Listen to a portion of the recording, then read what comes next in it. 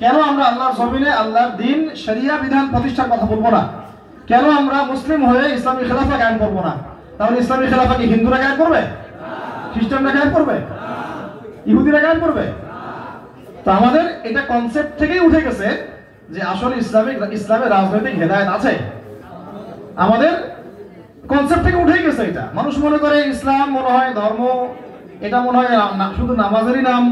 আপনি যত ইচ্ছা মসজিদে নামাজ পড়েন, রোজা রাখেন, হজ করেন, যাকাত দেন, তাসবিহ তাহলিল করেন, জিকির আজকার করেন, কোরআন তেলাওয়াত করেন, হ্যাঁ, এগুলো আপনি যত ইচ্ছা করেন, কোনো সমস্যা নেই। কিন্তু ইসলামের কথা শিক্ষায় বলতে আসবেন না, ইসলামের কথা সংস্কৃতিতে বলতে আসবেন না, ইসলামের কথা সমাজে বলতে আসবেন না, ইসলামের কথা অর্থনীতিতে বলতে আসবেন না, ইসলামের কথা রাজনীতিতে বলতে আসবেনই না।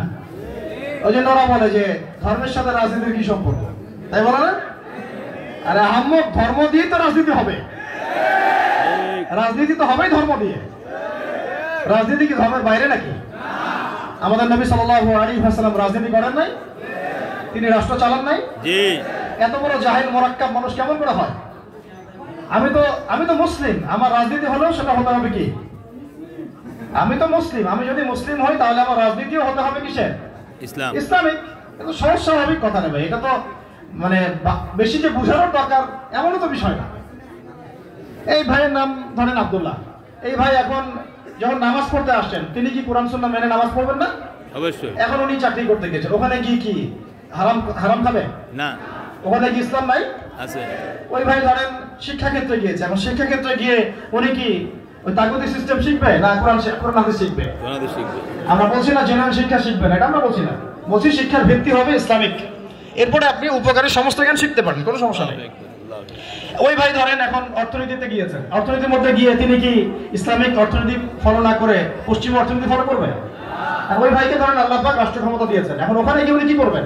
ওখানে গিয়ে উনি ভারতের দালালি করবে, পশ্চিমের দালালি করবে, আল্লাহর বিরোধী আইন বাস্তবায়ন করবে?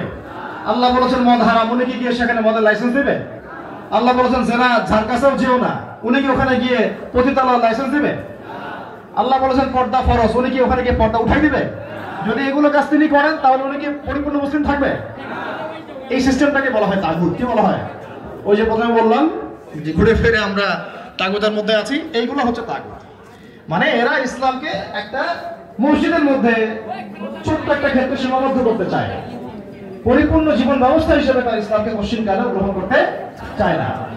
ভোটের সময় দেখবেন আমার দাড়ি টুপি লাগায় আসবে একদম। আর এইগুলো যে আপনারা ঠিক বেঠিক বলছেন, আমিও শুনতেছি, আমরা সব জায়গায় যাওয়া আসা করতেছি, ঠিক আছে। কথা হচ্ছে বিগত 50 বছর ধরে ভাই আসলে আমরা কি করবো? এগুলো কেন বুঝি না, কেন বুঝি না আমরা এগুলো।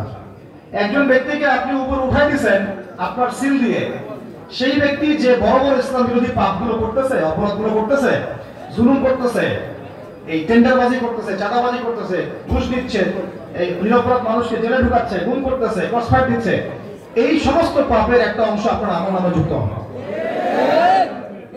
ওলামায়ে কেরাম এখানে আছেন, বলেন হবে কিনা? ঠিক।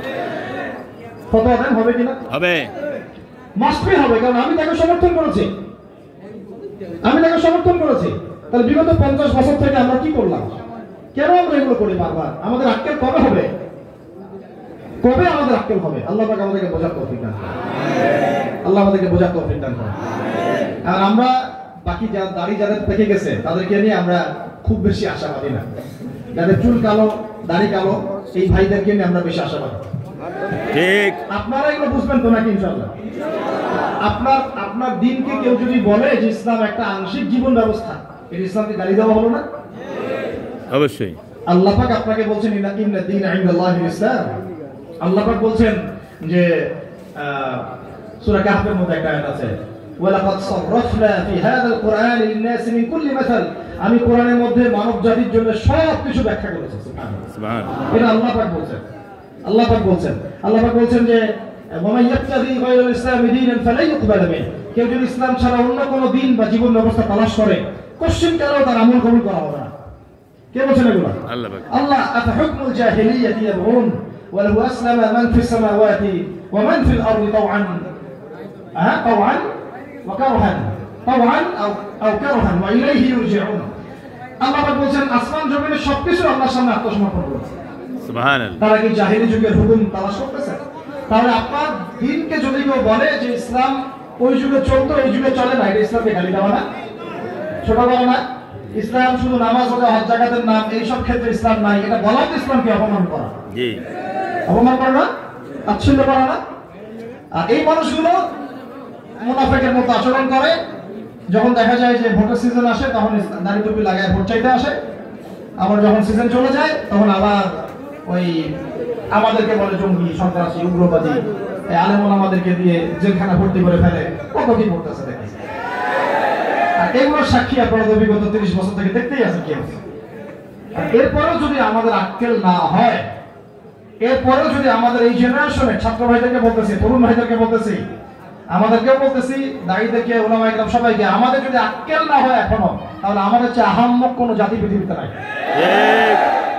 আর ভুল করবো না আমরা ইনশাআল্লাহ। ইনশাআল্লাহ আমরা এরপর আর কোনো ভুল করবো না ইনশাআল্লাহ। আল কোরআনের আলো, সমস্যা নাই, কিন্তু রাষ্ট্র ব্যবস্থায় যেই যাবে তাকে ইসলাম কায়েম করতে হবে। ইসলাম কায়েম করবেন না, ইসলাম বিরোধী মতবাদ চাপাই দিবেন, ইসলামের দায়ীদেরকে আপনি রিমান্ডে নিয়ে নেবেন, হাত পা ভেঙে ফেলবেন, গুম করে ফেলবেন, আপনি আলেম ওলামাদেরকে মামলার পর মামলা দিয়ে দিবেন, শাপলা চত্বরে রক্তের পর রক্ত ছড়াবেন, টেন্ডারবাজি করবেন, চাঁদাবাজি করবেন, দুর্নীতি করবেন, ঘুষ খাবেন, সুদের কারবার চালু করবেন, হ্যাঁ নিজেরা ওই বেগম পাড়ায় কানাডায় বাড়ি বানাবেন, আমাদের দেশের মানুষ না খেয়ে মরবে। এইসব ধোঁকাবাজি করতে আসেন না। যদি কেউ আসে তাকে ইসলাম মেনে আসতে হবে। আর যদি আমরা এমন কোন ব্যক্তিকে উপরে উঠাই যে ইসলাম বিরোধী তৎপরতা চালাবে, তাহলে ওই ব্যক্তির পাপের একটা অংশ আপনার আমলনামায় যাবেই যাবে।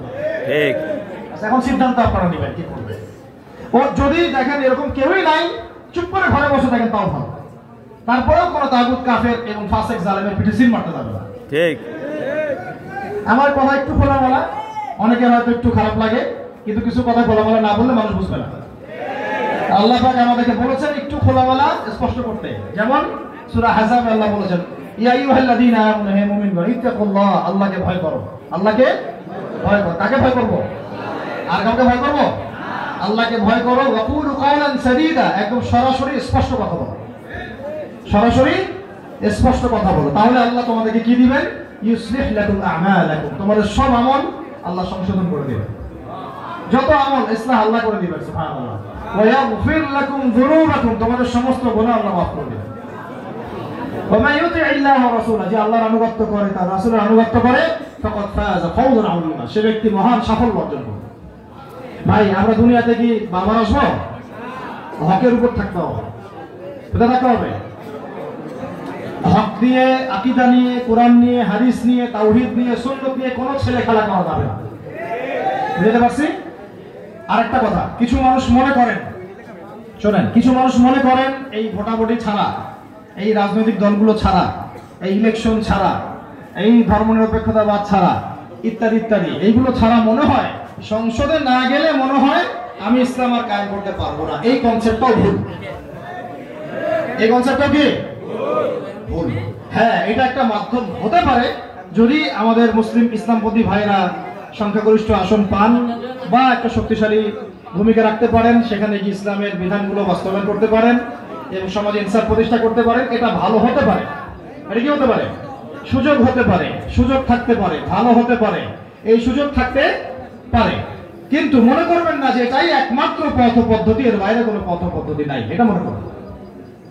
যদি কেউ এটাও বলে যে এটাই একমাত্র পথ পদ্ধতি, তাহলে এটাও একটা ভুল কথা, এটা একটা গলত একটা সুরত। আমি মনে বুঝাতে পারতেছি না।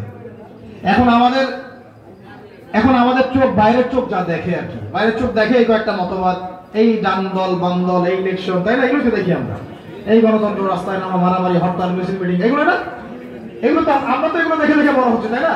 দেখতে দেখতে আমাদের মাথায় একটা আইডিওলজি সেট হয়ে গেছে, মনে হয় ইসলাম এই পদ্ধতি ছাড়া কায়েম আর হবে না। অনেকে মনে, সবাই না, অনেকে এটা মনে করে।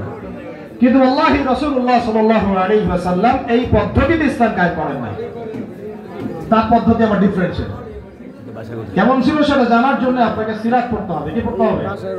সিরাত পড়তে হবে। তিনি গোপন দাওয়াত দিয়েছেন প্রথমে, তারপরে প্রকাশ্য দাওয়াত দিয়েছেন, তারপরে মার খেয়েছেন, নির্যাতন সহ্য করেছেন, সাহাবীদেরকে নিয়ে হিজরত করেছেন, মদিনার মানুষ ইসলাম কবুল করেছে, ওইখানে গিয়ে ইসলামের রাষ্ট্র কায়েম হয়েছে।